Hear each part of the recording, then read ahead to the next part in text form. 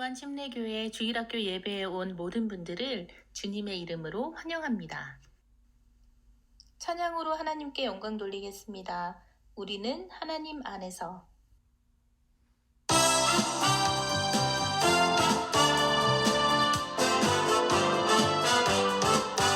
우리는 하나님 안에서 한영제 자매요. 주께서 원하시는 것이 무엇일까요? 한 마음과 한 뜻으로 하나 되요. 서로 사랑하고 인내해요. 주께서 우리 마음을 인도하셔요. 우리는 형제 자매요.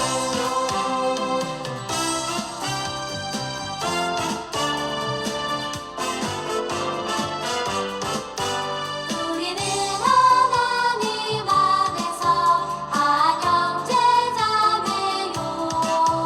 주께서 원하시는 것이 무엇일까요?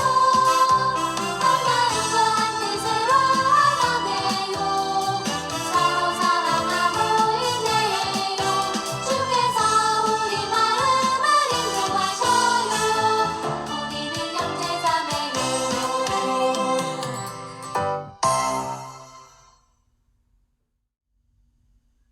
기도하시겠습니다. 하나님 감사합니다. 비대면 예배가 지속되고 있는 상황이지만 우리 아이들과 저희들 모두가 예수님을 기억하고 기도하게 해주시니 감사합니다. 세상을 소란하게 하는 많은 일들 속에서도 잠잠하게 주님의 뜻을 먼저 찾고 분별하는 지혜를 허락하여 주시고 또 다른 사람들에게 그 복음을 전할 수 있는 용기 있는 저희들이 될 수 있도록 도와주세요. 사랑이 많으신 예수님 이름으로 기도드립니다. 아멘. 달콤한 하나님의 말씀을 듣는 시간입니다.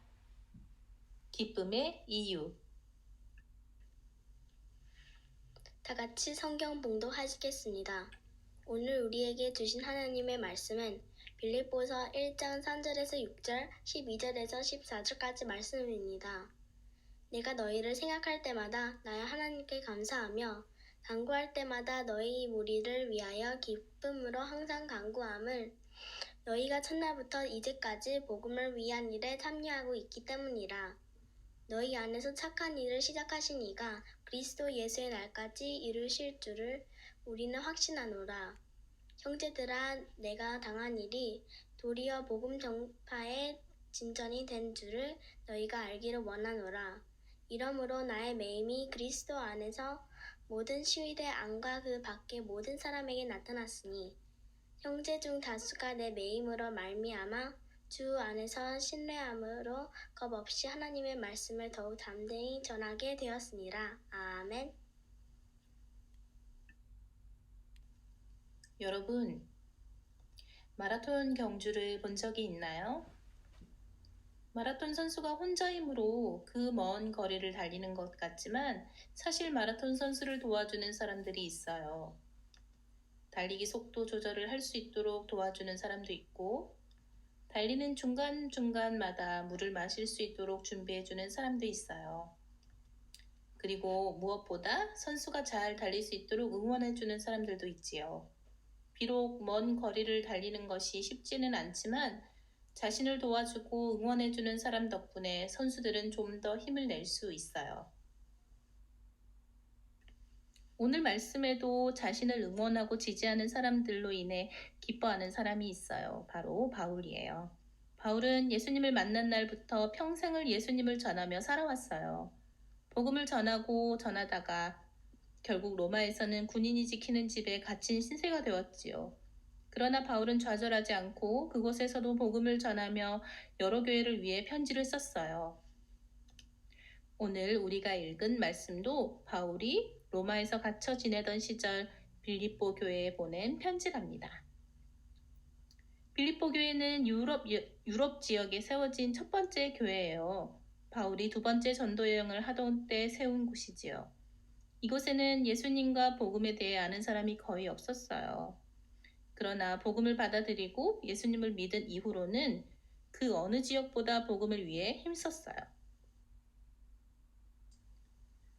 빌립보 교회는 예루살렘 교회가 흉년이 들었을 때 헌금을 모아 어려운 교회를 기쁜 마음으로 도왔고, 전도 여행을 하는 바울을 위해 바울이 쓸 것들을 모아 보내기도 했어요. 심지어 바울이 갇히는 신세가 되자 믿을 만한 일꾼인 에바브로디도를 로마에 보내어 바울을 돌보도록 했어요. 그래서 바울은 나는 여러분을 생각할 때마다 나의 하나님께 감사를 드립니다. 나는 기도할 때마다 항상 여러분 모두를 마음에 두고 기쁨으로 간구합니다. 라고 편지를 보내어 빌립보 교회 성도들에게 감사한 마음을 표현했어요. 바울은 빌립보 교회를 생각하면 늘 마음이 기뻤지만 한편으로는 갇힌 신세가 된 자신을 걱정하는 빌립보 교회 성도들이 신경 쓰였어요. 그래서 비록 자신은 갇혀 있지만 오히려 갇히게 된 일이 복음을 전파하는 데 도움이 되고 있다고 전했어요. 그런데 이 말은 그냥 하는 말이 아니었어요. 진짜였거든요. 바울은 로마에 있는 동안 수많은 사람들에게 힘있게 예수님을 전했어요. 심지어 로마 황제였던 가이사의 집 사람들에게까지 복음이 전해졌답니다. 이처럼 바울은 어떤 상황에서도 복음을 전하는 것을 멈추지 않았어요. 오히려 복음을 위해 고난을 받는 것을 기쁘게 여겼답니다. 바울에게 있어서 가장 중요한 것은 복음을 전하는 일이었기 때문이에요.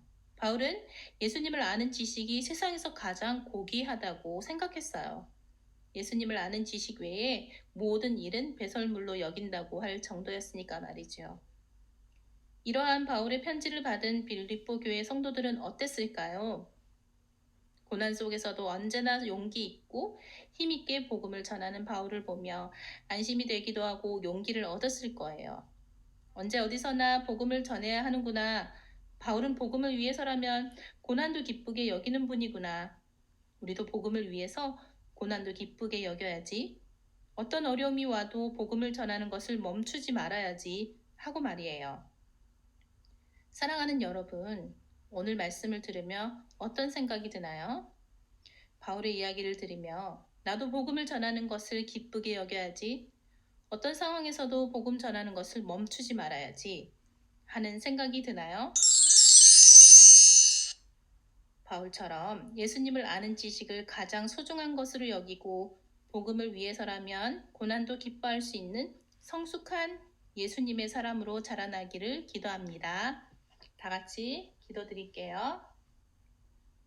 하나님 아버지, 우리도 바울처럼 그리고 빌립보 교회 성도들처럼 고난 가운데도 기쁨이 넘치게 하시옵소서. 그 기쁨으로 모든 어려움을 이기게 하시고 우리를 사용하시고 돌보시는 주님을 찬양하는 삶을 살게 하시옵소서. 지금은 불편하고 단절된 시간을 보내고 있지만 주님이 쓰시겠다, 주님이 일하시겠다 하실 때 우리 주일학교가 먼저 사용되도록 축복하여 주시옵소서. 감사드리며 예수님 이름으로 기도드립니다. 아멘.